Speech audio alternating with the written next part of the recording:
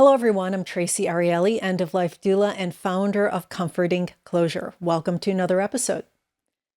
People grieve in their own way, and over the years, we've seen how powerful art can be as a tool for healing. Using art as a way to process grief and trauma has been shown to help regulate the nervous system, offering a gentle way to move through difficult emotions. I've even incorporated art into the work that I do with clients, and it's been remarkably effective. Today, I'm thrilled to welcome Gabrielle. Today, I'm thrilled to welcome Gabrielle Gatto, the manager of public programs at the Greenwood Cemetery, and Mary Pat Klein, the volunteer coordinator at the Greenwood Cemetery. They're here to talk about Grieving and Weaving, a unique community program where people come together to process their grief through fiber arts like weaving, crochet, and knitting. We'll discuss how a program like this can be deeply healing and the ways this program creates connections and transformations. So, as always, get comfortable, pour yourself a warm drink, and join us for the conversation. Gabrielle and Mary Pat, welcome, and thank you so much for being here today. So happy to be here. Yeah, thanks for having us. Yeah, thank you. So both of you, can you start by telling us a little bit about yourselves? Yeah, sure. You want me to go No, first? go ahead. Okay, so where do I start? Let's see. In terms of fiber arts, I learned to knit and crochet as a young child.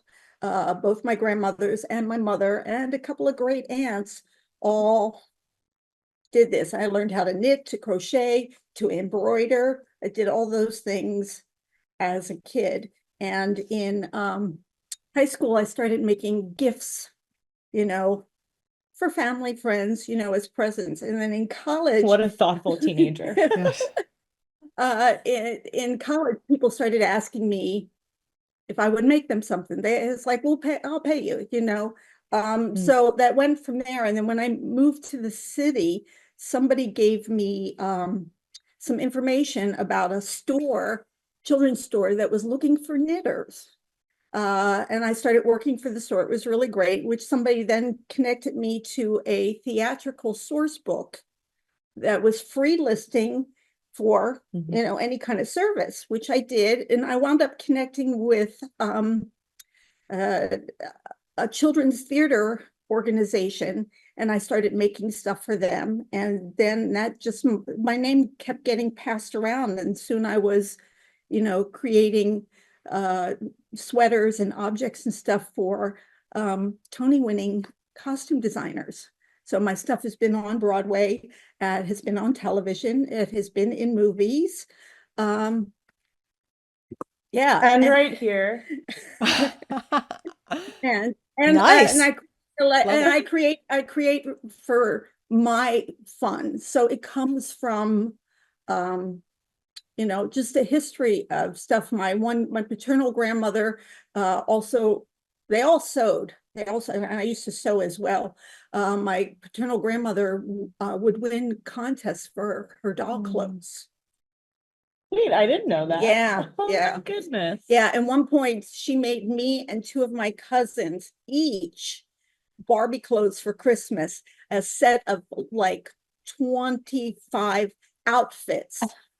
Wow. Outfits. I mean, out with hats and little purses and suits and everything. I was about to say you're very lucky to share that, to have learned how to knit and how to do all of that when you were young. Like, that is a gift, that passing from family member to family member. But now that you're telling me about the Barbie clothes, wow. So I have this history. When we did the NPR thing, I brought a shawl that my grandmother made for me. I graduated from high school, which now just, sits over a chair in the living room. So it's always there to remind me, So for me, all these arts are just generational, and it's something that I'm told that I'm good at. So, She's great at it, obviously. I mean, look at this beret. How cute is Beautiful. I love it. I love it. And Gabrielle, can you? Oh, hi. I'm Gabrielle. In terms of fiber arts, in fifth grade, my Aunt Judy, God rest his soul, She taught me how to knit, and I have finished many, many scarves, but there is still one scarf that is basically like Kevlar, the tiniest little needles. And I revealed to everybody at me and Mary Pat's program, Grieving and Weaving, just the other night, that I still have an unfinished scarf from 5th grade. I'm 31 years old now, so that'll take a while I to think it's finish. time that you finish that you bring that to the I next Right, session. Traci? I do agree with you. I absolutely agree. I will finish it. I promised the group. So I think with the accountability of community behind me, it will be done by the end of this year or top of 2025. But yeah, I'm a death educator, a death doula, a cemeterian. We are at historic Greenwood right now. And yeah, I don't know. I just kind of fell wonderfully backwards into this. And yeah, now we're all here together. And I fell backwards into this by meeting this amazing woman beside me. Oh, stop. That we just connected. I started volunteering here, and I want to say we kind of became fast friends. I just felt really comfortable here. And as we started talking and getting to know each other, we came upon this idea, and it was like, let's give it a try. It's like, it's something that I do. Something that she does, combine it. We love Greenwood, Yeah. and then the powers be said, okay, go for it. A perfect combination. Now, Gabrielle, for those that have not listened to the previous podcast episode that we did, can you give a really brief overview of the Greenwood Cemetery? Yeah, sure. So the Greenwood Cemetery is in Brooklyn, New York. It is 478 acres. We have so many amazing, notable residents, but also just New Yorkers here that are interred, entombed, or inurned here that have a story. When you walk through the grounds here, you feel all of those stories, over 500,000. And something really incredible that, we started to do when we got our National Historic Landmark distinction and started the Historic Fund, which is our programming and nonprofit wing of the already active and operating cemetery. We have now over 300 public programs a year. So I know, Traci, it's a lot, but there's something for everyone. Traci, I know you yourself are so interested in fiber arts and all things death, dying, grief, and loss. So we've got that, right? But there's also Burning in Peace at 6 a.m., concerts in the catacombs. Right now, it's our last weekend of our Dia de Muertos altar installation. So any time of year, there's always something to do here with us. Not to interrupt, but even just being here, just the grounds, because that's how all this started for me, is just coming here to walk, because it's so serene, it's so peaceful, the nature, you get to breathe fresh air, and there's curiosity for my sake in terms of walking by something and going, I wonder who that person was, or what kind of bird is that? And I'm always asking what kind of bird is that. I'm curious, Mary Pat, how long have you been working with the Greenwood Cemetery? When did that relationship start? It started like 3.5 years ago. COVID? So yeah. That was, it became my sanctuary, because I live literally like a 10-minute walk away from here. So it was easy to come, and I was, just going out for walking in like Brooklyn streets. I was bored, and it was hard to, stay out. And I came in, and it was like, the curiosity is like, who's that person? So I would come in with lists about looking for people that I've discovered that were here, famous. And then I found that there were more people, and then I would go home and Google, and it's like, and then you hear all these great stories. Yeah. Mary Pat actually also became a tour guide for a day, and developed a tour about the women artists here in Greenwood as well. So we could talk and talk and talk, but we want to hear a little bit more about you, Traci, as well, and what you're interested in chatting about with us today. Well,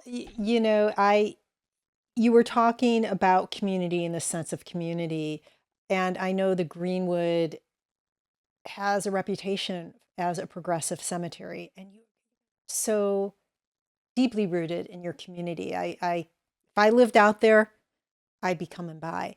Um, you mentioned before that it was a perfect combination, the grieving and the weaving. How exactly, though, did grieving and weaving come into being? Like, what was that Well, conversation like? Like, what? it wasn't just one conversation. It was kind of over time. I think as she found out what I did, when I wasn't here, how I spent my time and how I made some money, she started to be a champion. It's just like, oh, that's so cool. And then I don't even remember, but over a couple of discussions, we came up with like, well, let's try this. What if we created, a group, about grieving, about those who love Greenwood, who also share an interest in fiber arts. It's like, let's see what happens. We were only going to do 3 sessions, and we got such a great turnout. We were surprised at the numbers. Gabrielle can tell more about how that works in the system, because this is my first forage into co-hosting something within the death education venue. Well, let me just say this. I have been working with volunteers since I'm 17. And when I got the job here, I was like, oh, bummer. I'm not going to be working with volunteers directly anymore. And then pandemic, I got to work with volunteers again. And, I was reminded that one of my favorite things to do is to champion a volunteer. Because I think, a lot of times folks underestimate their volunteer force and like the rich lives that these people that walk through the doors and grounds of your organization have to offer you in terms of like community resources, not only, just their time, but also their talents. So, Mary Pat, I don't know how it happened. You were around a lot. I always am like, I should just construct a mausoleum so I could sleep here. A little prelude to my eternal slumber, but, we're both here a lot. We love it. We love helping people here. And so, when she had the idea, I do remember the conversation as we kind of like went like this to each other and we're like, should we try it? And like we said, we did 3 Traci, and then the community themselves, just as we let volunteers inform and guide us on what programs they'd like to see or, what they'd like to do more of, we kind of asked the community, like, did you have a good time? And I remember, someone asked us in that 3rd session, okay, so we'll see you next month. And we're like, no, but is everyone here a yes for next month? And about 40 people said yes. And we said, okay, that's good enough for us. So then we committed to once a month, and we just had our 11th one. We have one more this year. And I think we've had, over 400 people circulating in and out throughout the past 11 months. So it's been really successful. It's a great retention rate. And then, all of the newbies feel really, really just, comforted and embraced right away. Yeah. People talk about the deaths and the grieving that they're going through, because I know that when I was part of a fiber community, that before the local yarn shop shut down, we'd meet weekly, and that sense of community was so important. It was, because you're sitting there talking a lot of the time. So do people actually, I'm not going to call it a peer group or, for grieving, but do people actually talk about their grieving? Some do, and which we openly, I was telling, because Gabrielle missed one of our sessions because of a I was at a funeral directors conference.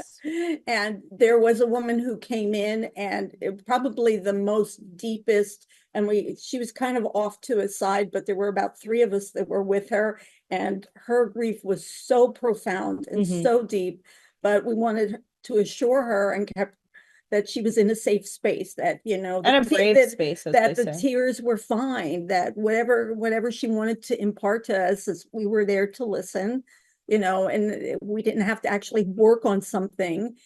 So we kind of leave it up to them. Sometimes we have a theme that might evoke, you know, a story or something, and then we let that happen, but we don't try to force anybody. If somebody wants to acknowledge it, sometimes it's on the side, somebody will come in and say, hi, I'm new.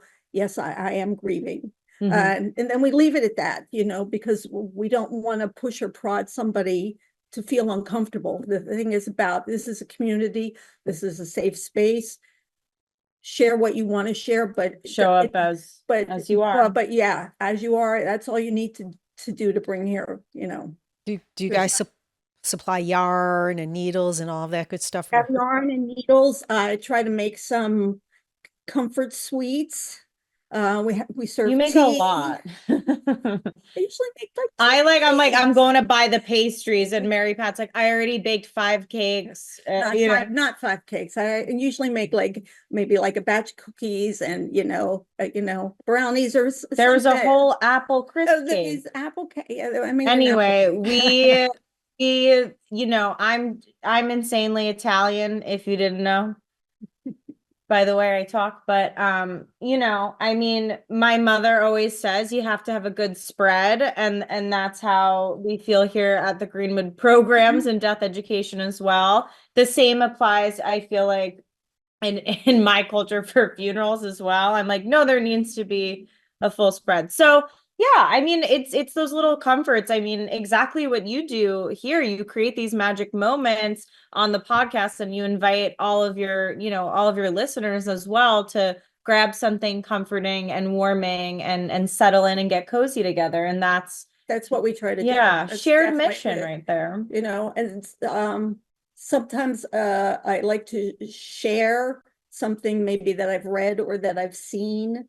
There was a great video, a short little film from Britain, about why people they were knitting and crocheting and stuff, and it's really heartfelt. I can't remember the name of it right off because I have it saved somewhere, but it's kind of all animated with these critters, as these actual people behind them are talking about, you know, why they create. And a lot of it has to do with grieving or disabilities or something. So it's really awesome. And you know, it's like share people will wear other things around the world, you know, how people are dealing with their grief, but specifically with, you know, the arts. There's just something incredibly grounding about knitting or crocheting or doing something.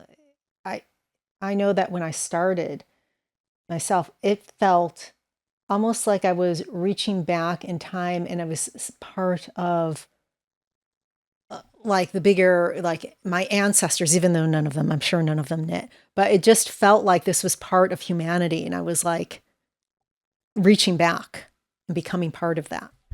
I referenced in the beginning, and that might have spurred it because I was reading this book, and I want to say the author's name is Anne Todd, I believe, but she's a writer, and she, I guess, recruited other writers to write little essays about knitting. So all of these authors do fiber arts, and hers like literally made me cry. And even now when I think about it, because she talked about learning how to knit at the death of her 6-year-old daughter, and how hard it was, because it wasn't an easy learn, and she was very frustrated, but in the end she persevered and got through it, and got through her grief at the same time. And that writing was just ripped my heartstrings out. And of course I shared that with the group,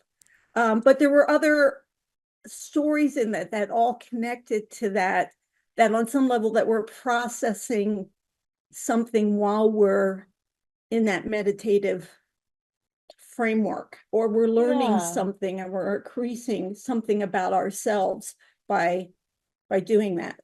And that's something you and I had talked about, Traci, once before, about just like the neuroscience and the therapeutic aspect, right? Again, like that magic moment of marrying community that, you know, feeds your soul with the kind of like the same principles in like horticultural therapy. It's, you know, um, it's the process that's the therapy, not the final end product. Even though, of course, you know, I mean, look at this beautiful thing that It is I very got at the beautiful. end of Mary Pat knitting, but you know, just to be able to work through something. I mean, oftentimes some of our attendees, they just, you know, make a little crochet string and then unravel at the end just because they were sitting and chatting with a friend. I think we've got a lot of young, curious Brooklynites that come through that, you know, are crocheting a bikini top, you know, for fun. And then also, you know, most recently there was a parent whose child was cremated here at Greenwood, and our chapel that we hold Grieving and Weaving in is housed in the same building as the crematory. And she just noted to us how comforting it was to be physically close to where she had her final goodbye with her child. So we're really mindful about that. And I think, you know, that's why we try and create a space of, you know, you might be coming for that reason. You might be coming for, you know, something on the complete other end of the spectrum, but we're all in the space together. We're going to read you a poem. You're going to maybe giggle a little bit, cry a little bit, but there will always be tea and cake. It must be amazing to be with a group of people who probably won't come together otherwise. You know, these are people who are so different. Yeah. And as she was speaking there, I was thinking about the range of ages that we get. Yeah. It's like, because somebody recently said, oh, you get a lot of older women. And I'm like, no, we have such a variety of age spans. It's just amazing that, you Yeah. know, people that want to learn, because we do try to offer some, you know, introductory, you know, skill set, but obviously you can't become perfect in 2 hours. So, and now we were even trying to open it up to anything that's portable. If you want to come and sketch, if you want to embroider, if you want to, you know, we had a quilter. I play with clay a lot. You know, so Are you going to bring your portable wheel in soon? I am trying to get the cemetery to invest in that, but for now it's either Play-Doh or like air clay, you know, paper clay. Just so I could walk around. See, my problem is, Traci, I am in such awe of like watching Mary Pat teach someone, or, you know, seeing the progress of another attendee, you know, someone that has become our friend that is back for the 5th time. I'm like, oh my goodness, you're almost done with that sweater. Like, tell me everything about it. So I end up just yeah. fidgeting a little bit and making a little something. This last session we just had on Wednesday, somebody was making earrings out of beetle shells, literally that she said she had from another project. And they were gorgeous. So I don't get to work too much when we do these things, because I spend my time talking to people. What are you working on? Why are you here? What's that project? Oh, you have gorgeous yarn, you know. So, you know, the variety of stuff that is happening, you know, just fills the room, and it kills the time. You're kind of like, what? Oh, I'm so sorry, folks. We have to kick you out because the security's leaving. The cemetery. Yeah. Yeah, you know those fiber artists, man. When they could be a dangerous bunch.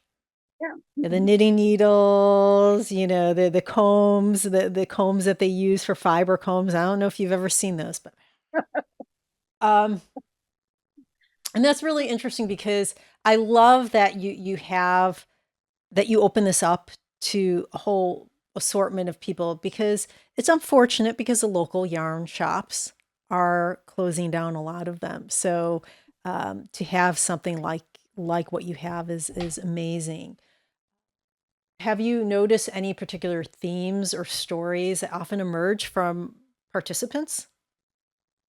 Sometimes when we give a topic, like 1 month we had, bring something that was made for you by someone here or not here, and tell us the story of it. So that was kind of, and most of it is people bring something of somebody who's passed, but that was made for them. And those stories are, really sweet and wonderful to hear, and so lovely that people feel comfortable enough to bring something and to share it. So yeah. I think one of the larger themes too, Traci, is just the fact that, I mean, you brought up like ancestral, like that feeling, right? And a lot of it is stories that go back generations. I know myself, I never knew my great grandmother, but she crocheted this gray beanie that I wore every day of high school. And I felt connected to her, right? There is something so, I don't know, primal about it, etc. So the stories that people bring of I'm reconnecting, or, I know my great grandfather wore this and I never met him, but right. So yeah, I don't know. I think there's a story of connection and threads through, pun intended, through generations, right? There's a lot of intergenerational spiritual, ancestral, and even academic work happening. Like we do have some really wonderful academics that come that are just fascinated by, the way we use the fiber arts for not only healing, but also for self-expression. So we've seen so many people from, all backgrounds, identities, faiths come for varying reasons, but it all cycles back. Exactly. It all cycles back. And we even have because our local yarn shop, which is literally Amazing. 10-minute walk from one of our entrances. Shout out to Argyle in Brooklyn. Reached out to them just to, hopefully that they would promote, our meetings. But then they were like, well, we have yarn that we don't want to sell anymore. So donations. Donations, there was just a local, I think they called it a craft swap, which the parent group that sponsored it collected the extra yarn and donated tons of needles. Yeah. We have so many needles now. It's crazy. And that same parent group works with us to support grieving children and, to provide like death literacy for parents on how to have conversations with their kids in the cemetery, even questions to ask your child in the cemetery. So again, just bottom line community, which is what we're here doing with you right now. We're in community. Yes, we are. Thank you. I am curious, is there one craft that is like the most popular craft that people do? Wait, what do you think it is? I think it's knitting. What would you say, Mary Pat? I don't know if it's the most popular. I would think that the majority of our people are knitters, but I would say crocheting can be close behind. I don't think it's that big of a... I think a lot of the beginners gravitate towards crocheting. We just had someone make a little crochet pinky ring. It was the cutest thing you've ever seen. And that was their first time, And somebody was crocheting miniature trees that were like about like this big. It was like 3 needles at once. I too complex for me. I have a lot to learn. But I definitely, Traci, I would say knitting. And I think that's a testament to that thing we all learned from our aunt in 5th grade. And it's that catalyst, right? It's that entry point. And we have seen a lot of people that are like, oh, I'm a knitter, but I heard Mary Pat's doing a tutorial in the beginning. And I've always been curious about crochet. Or I've always been curious of like how to learn to do this more complex pattern. So we're really happy to provide that explorative space as well. Somebody came in once with just a sweater that needed amending, and it was a gentleman. He was like, I don't know how to do this. And one of our community just jumped in and said, oh, let me show you. So that's the other thing, that the people that are coming offer their knowledge to others in the group. in the evening. So it again, that community thing, it just goes around. Which is great, because then I don't always have to be the teacher. And you could have a piece of cake and I some tea. That means. I can have some tea, yes. What's your favorite, Mary Pat? Which craft is your favorite? It's about the project, because I jump around a lot. So when I love watching something unfold. So when something's going right and it starts to grow and it starts to turn into whatever it is going to be, that just kind of thrills me to no end. So, and then when I have the project, I'm not very good at making things for myself. She's not. But I love it when somebody gives me, sort of a task, a commission. It was like, can you make this? Can you make, what if you do that? Do you have a favorite type of project? Like me, I love making socks. They're small, they take a lot of time, and one thing I have no desire ever to make. I actually love making blankets. She does. you could donate. I make blankets and I donate them. That's on my list, and that's something that we're working on, is creating more some group projects that we can actually return to the community. We just had a fiber fair in October, and we had quite a few people who made hats, because they had a booth that was hats for homeless. So we, as you know, had a nice little pile of things to donate to them, so that we can give back. So as we're creating the community within, we still want to outreach to those that are around us. And we have because we have 478 acres, we have a lot of communities around us. Yeah. So, well, what do you think about this idea, Traci? Because we were playing around with this last Grieving and Weaving. Love to hear that you donate blankets and make blankets. The other night, I've always wanted to make a bunch of beanies, and I kind of looked around, and one of the crematory operators popped their head in to honestly come grab a pastry, because they were working late as we were working late. And we were just thinking about, how can we do projects that are both hyper local, like knitting beanies for our crematory operators and our grave diggers, and then also this larger group project as well, and just thinking about how we could be thoughtful about, how do we set up those partnerships and those donations. But I do think we need to start with the grave diggers and the crematory operators, because it is getting cold in New York, Traci. Well, I don't have that problem here in California. I know you don't. But I used to live. I'm from Chicago, and that was a determinant. That last winter in Chicago, it drove me to California. I can say. I love that idea. It's so important. And I would even say, if you have enough people, I know that when I attended my cousin's funeral, it was chilly. It was in Arizona, but it was chilly. And I remember I brought this huge red shawl I made. It was like a blanket. And I remember seeing one of my aunts cold, and I wrapped it around her.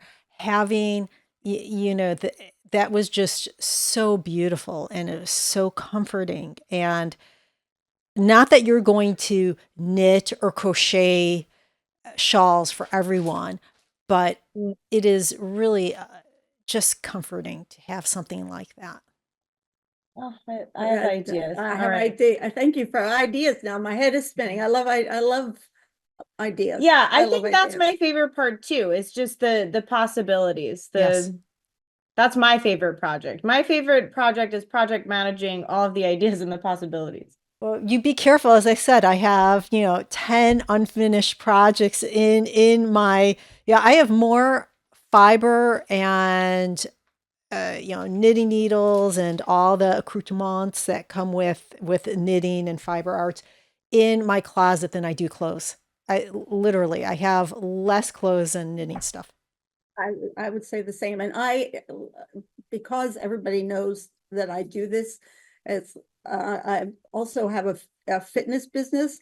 So, and I've had clients go, my mother passed away. Would you like all her? So I get needles, I get yarns, I get patterns. they accumulate, and then somebody else passes, hey, do you want, Yeah.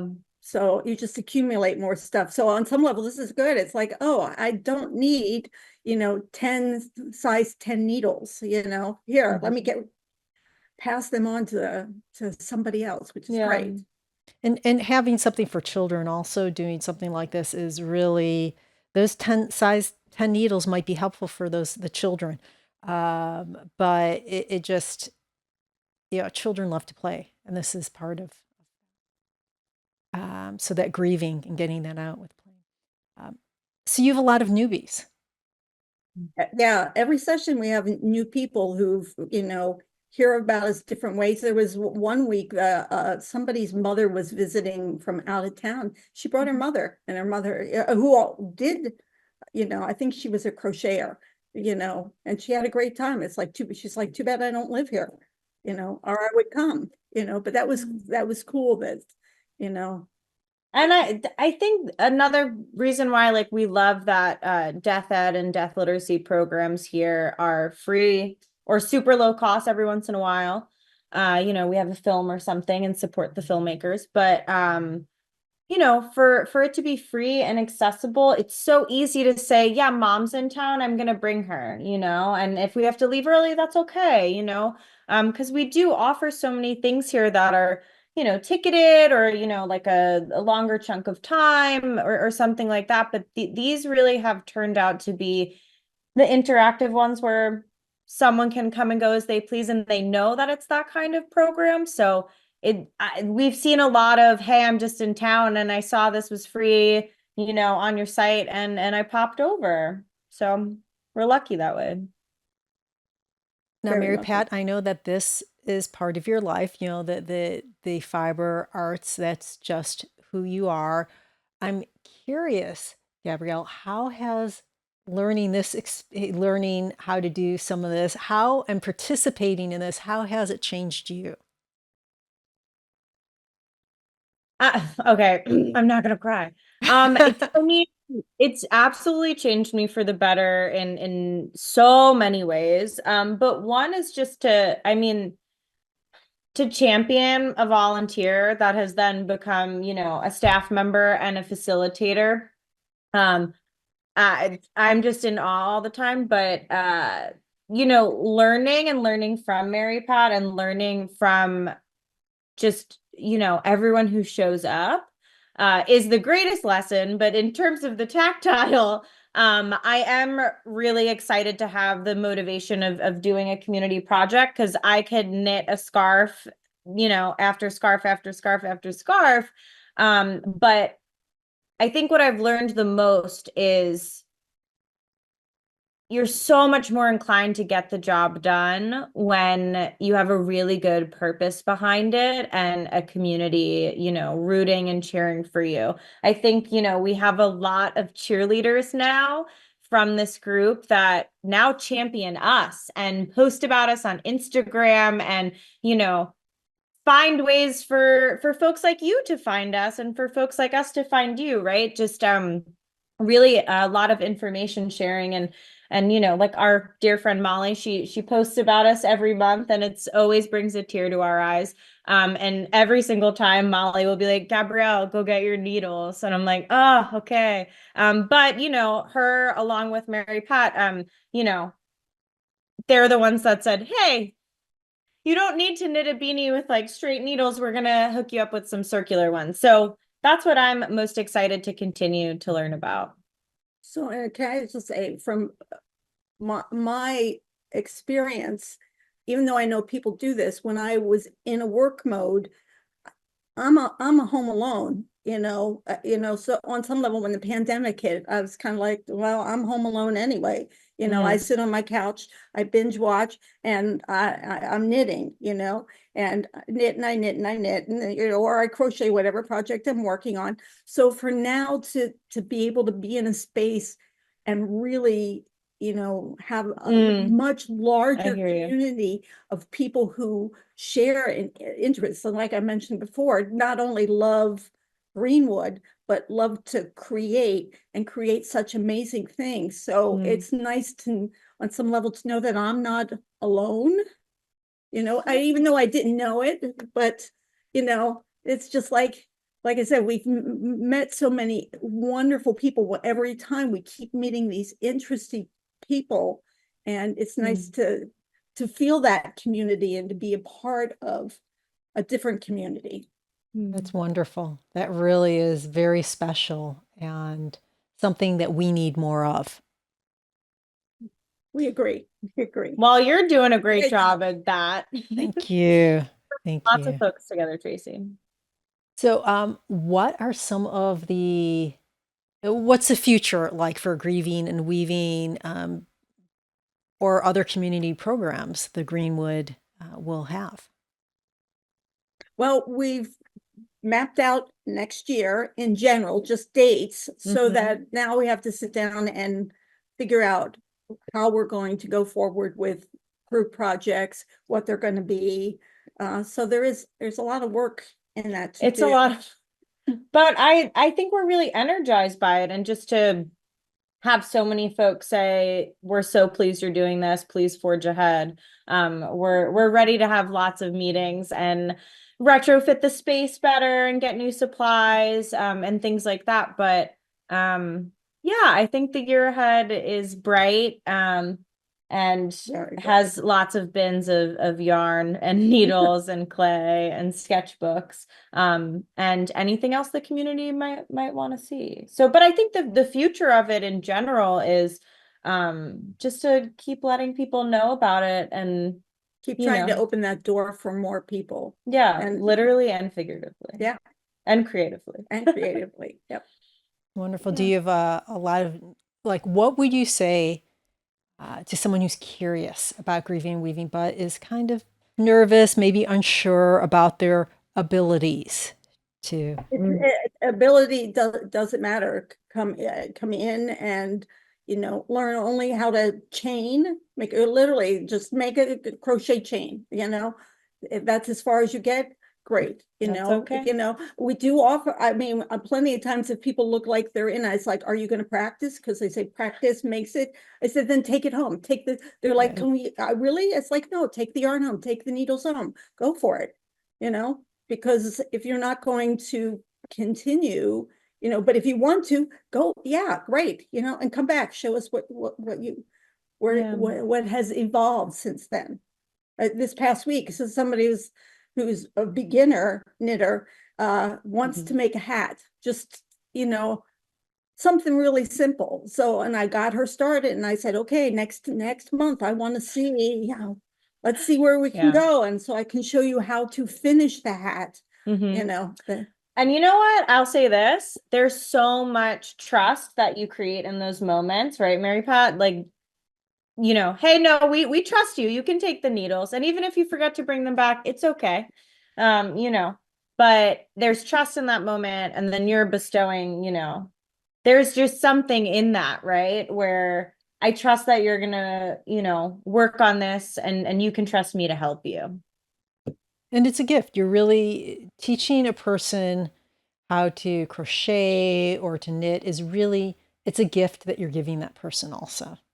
I hope so. And if you master it, great. If you don't, also great. It doesn't matter if someone a couple of months ago came in and wanted to learn how to knit, and the next month they came back and it's like, I want to try crochet tonight. It's like, if you want to, whatever you want to try, this is what I do. And hopefully maybe with some of the other things, we might be able to open that door for, like I said, quilting and embroidery and all those kind of things. We've seen some cool embroidery as well. Yeah. I'm just in awe of when people kind of realize the healing magic that is learning, not like doing and mastering, but in the learning process, in the, watching Mary Pat show them how to, cast on even, right? Something as simple as that.